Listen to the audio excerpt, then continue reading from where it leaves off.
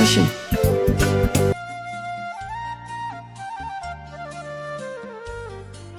ይኸውልሽ ይሄን ነገር ድጋሚ አንሳውንድ ያን አላስፈላጊ ሲላል እንዴ እርግጠኛ ስቴፋን ዴላውራ ከሰው ጋር ነኝ አይታይሽ? እሺ አንዴ ላውራና ትመለሳለህ። ቆይ ለምንድን ነው እንደዚህ እየሆንክብኝ ያለው? ምን ነው ስደውል አታነሳም? በጣም ችላ ያልከኝ ነው። ስደውል ያላነሳሁት ሮቡላ ነው።